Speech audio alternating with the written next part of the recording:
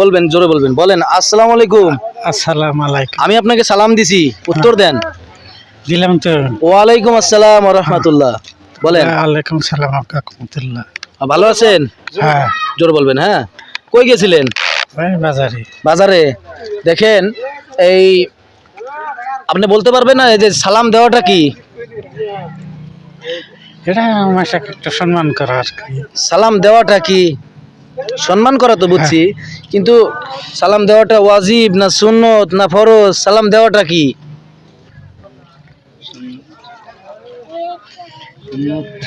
এটা একটা মানুষকে সম্মান দেওয়া আর কি। আর সম্মান দেওয়া তো বুঝছি, কিন্তু সুন্নত না ফরজ না মানে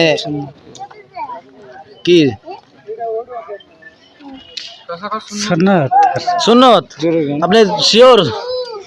আপনি বলতেছেন যেটা সুন্নত যে বললেন, সঠিক হয়েছে আপনারটা?